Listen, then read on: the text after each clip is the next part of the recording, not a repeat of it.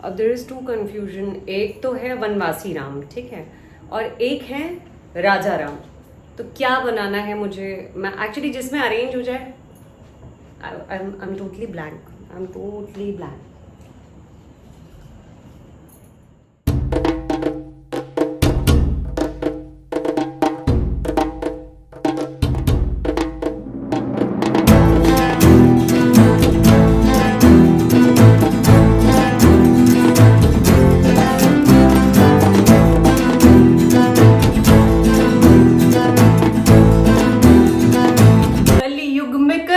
ऐसे पुण्य धाम नहीं थे, भारत की तरह धर्म के आयाम नहीं थे, रावण के खानदान से वो होंगे दोस्तों, जो लोग कह रहे हैं श्री राम नहीं थे, जो लोग कह रहे हैं श्री राम नहीं। नमस्कार यूट्यूब परिवार, मैं हूं प्रतिभा और आप हैं आपके अपने चैनल यूपी 32 जिंदगी जिंदाबाद में।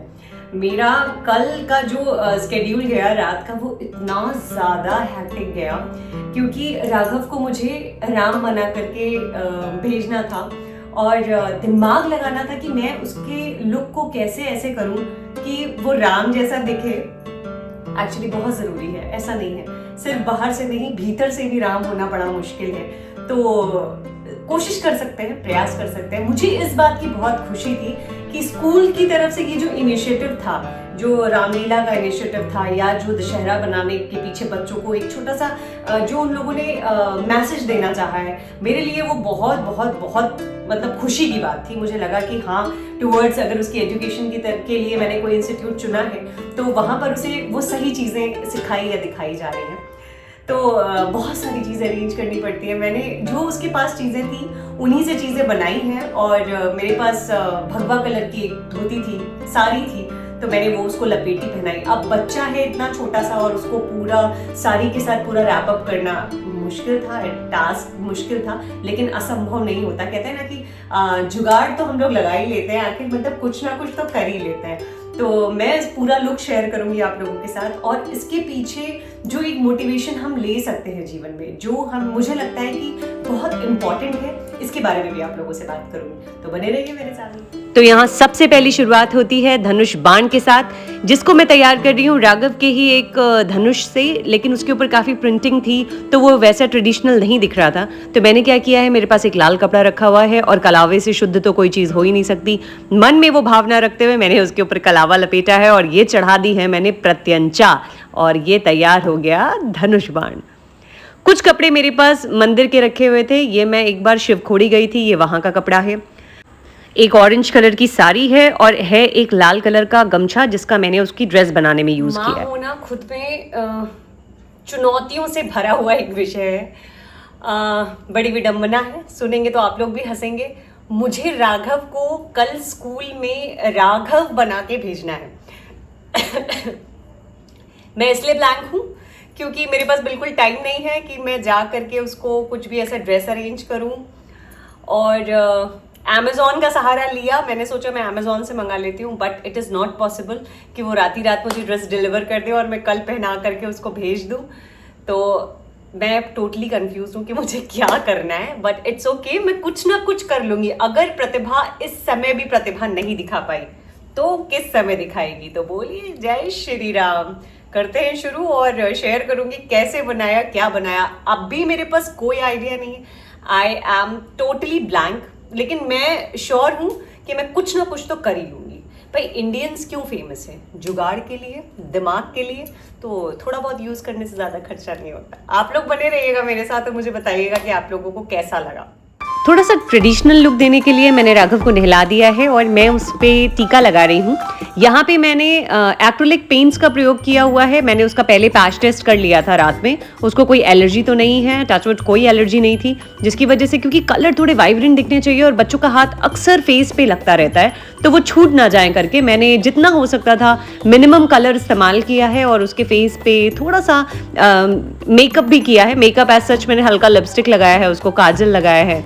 ईयरिंग्स की जगह पे, क्योंकि बच्चे वो मैनेज नहीं कर पाते, तो मैंने क्या किया है कि पेंट से ही उसमें थोड़े से ईयरिंग्स जैसा डॉट डॉट करके लुक दे दिया है।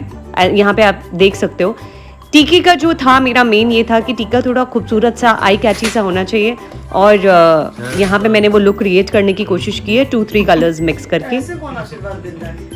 और अब बारी आती है थोड़ा सा ड्रेस को अपडेट करने की। मैंने इसको अपनी साड़ी से ही धोती पहनाई है और मैंने जैसे वो येलो कपड़ा आप लोगों को दिखाया था उसको कमर में बांधा है। और यहाँ शुरू हो गया है पैरों में आलते का काम, क्योंकि ये जो हम किसी रोल में जब जा रहे हैं, हम राम जी का रोल प्ले कर रहे हैं, तो थोड़ा सा कलरफुल वाइब्रेंट होना चाहिए। तो यहाँ पर मैंने वो आलता उसके पैरों में लगाया है और पहली बार ये आलता उसने अपने पैरों में लगवाया था और बहुत ही प्यारा लग रहा था। मुझे फील आ रही थी कि मेरा बच्चा स्टेज पे जा रहा है और ही इज़ प्लेइंग मतलब रोल ऑफ लॉर्ड राम। तो मुझे लगता है कि वो बहुत ही यादगार मोमेंट होना चाहिए जब वो स्टेज पे जाए। देखते ही मन में वो श्रद्धा के भाव आने चाहिए, एक पल को ऐसा लगना चाहिए कि हाँ श्री राम आ गए। तो मेरा प्रयास था, मैंने अपनी पूरी प्रयास अपने पूरे मन से उसको तैयार किया है। तो दिल थाम के बैठिए, पधार रहे हैं अयोध्यापति श्री राम।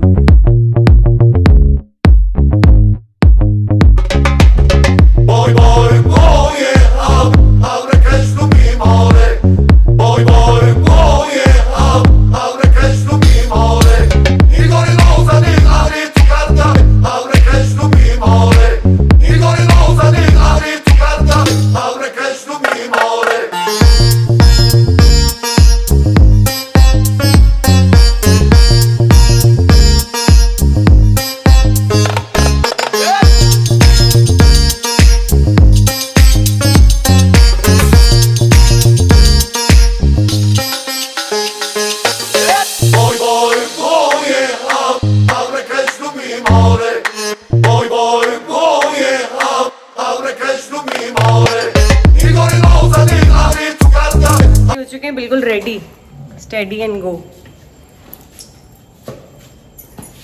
देखो राघव, हेलो कर दो। हेलो। राघव, आपको कैसा महसूस हो रहा है? वही। आप स्वयं राघव हैं और आप राघव बन के जा रहे हैं। कैसा लगा आपको आपका ड्रेस? सही। सही।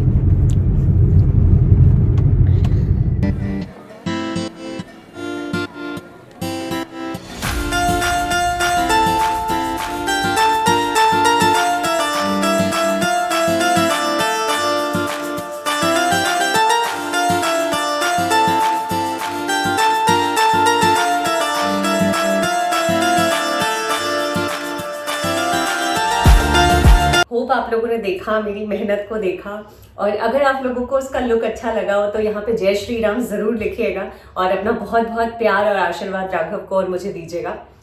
तो मैं मेरा एक छोटा सा मानना है, मैं शेयर करना चाहती हूँ। मुझे अच्छा लगता है आप लोगों से दिल की बात करना।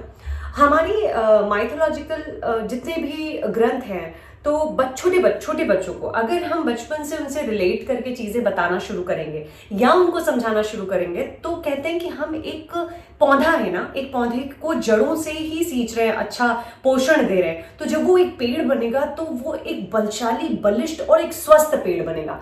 तो मेरा मानना ऐसा है कि बच्चों को हम लोग धीरे धीरे चीजों से कनेक्ट कर सकते हैं।